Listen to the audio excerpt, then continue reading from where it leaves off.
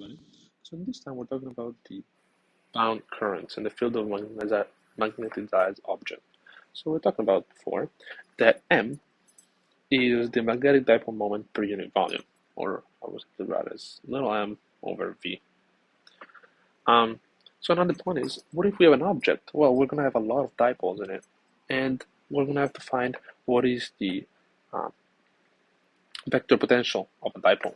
Well, the vector potential A for a single dipole moment is equals to A of R, because of course it depends on R, is equals to mu naught over 4 pi, and then our magnetic moment, dipole moment, cross with the distance unit vector over the distance vector squared.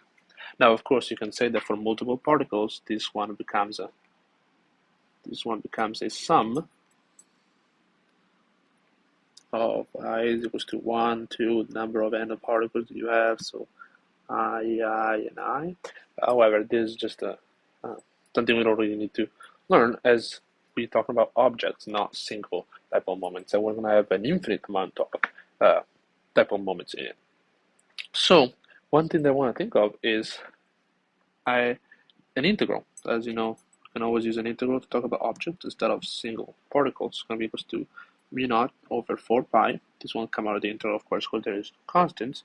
And then the integral of capital M of, and that's been a second, R prime cross with the distance vector hat over R squared d tau.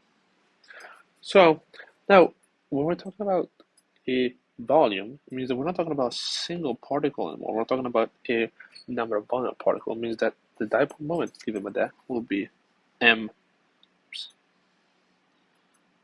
d tau. This is the total. I can write it like this. I would say n. There's a number of particles, and now it's very close to infinity. It's a number of particles. Just like that. And let me make sure I'm recording the microphone. Okay, sorry. Number of particles from, and that would be of our m I. Okay, so inside the volume that we have, inside volume. Okay, so now we can work with this integral that we have, and one thing that I like to use is the identity, which is r hat over r squared is equals to our del times 1 over r. Now I'm going to use del prime because I want to use it inside the integral. So if I substitute it, I get the first part is the same, so this part over here, this part right here will be the same.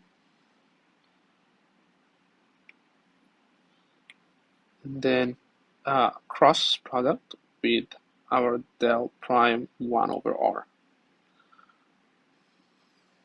d tau, of course. Okay, so now we can use we integrate by parts, and we can use the product rule number 7 in the book, and we say that this is equals to, the first part will still be the same, because of course we're not touching the integral over the constant outside the integral. We're gonna have 1 over the distance vector times del cross product with del prime, of course, cross product with m of r prime d tau, minus, sorry, here I forgot, I'm gonna write a sorry, graph parentheses in front of it, so I multiply by everything, and then another integral with the del prime cross with our m of r prime over distance vector, and always d tau. Now, I want to talk about these results that I got. So I'm going to take the first part over here, and I'm going to name it JB. And I'm going to take the second part over here and name it KB. Now, you probably remember that J and K actually already in the letter that we used before, and they actually refer to a certain thing, so a certain property. So J is the current, that's what we can think of, and K instead is the surface density.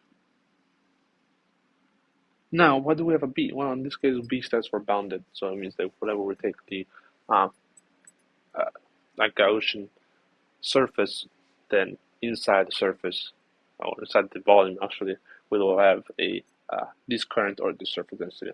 So now we can rewrite our A of R, and I'll explain why we're doing this in a second. A of R is equals to our constant, of course, mu naught over 4 pi, times the integral, the first one. Actually, I'm going to do big one. Okay. Okay, integral of our volume of JB, because we decided we substituted for JB, the first part, and over R, d tau. Now the book uses tau prime just to make sure that you understand it's inside the integral. Minus, actually sorry, it's going to end up being plus mu naught over 4 pi integral of over a certain volume of del prime cross KB.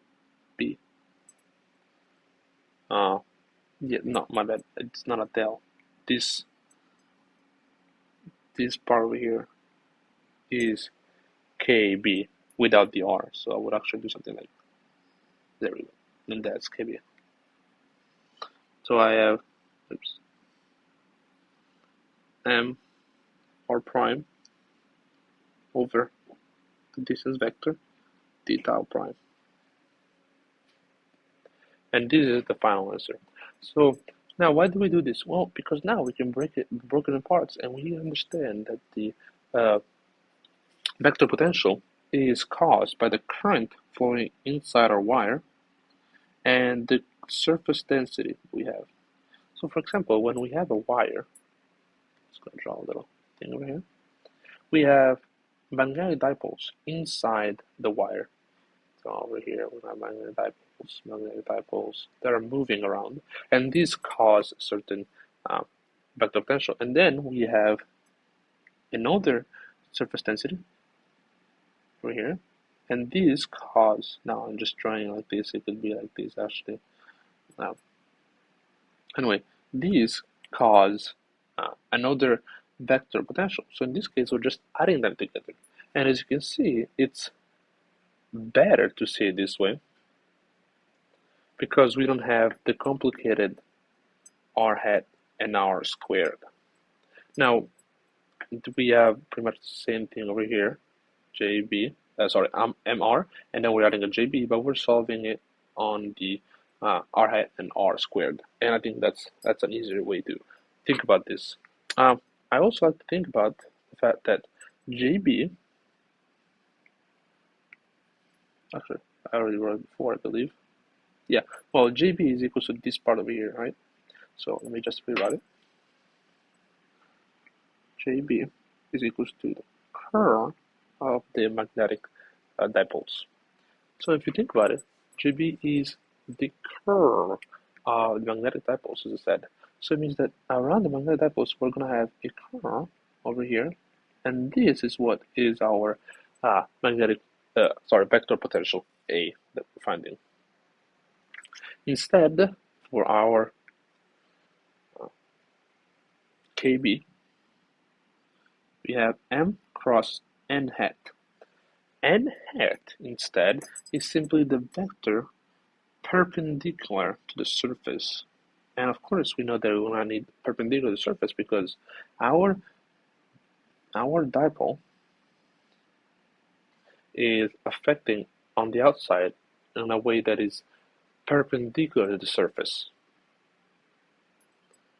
And I think that's a very pretty way to see these effects come into play. And another way of actually seeing the vector potential given by magnetic dipoles. Thinking always using the idea of current and surface density.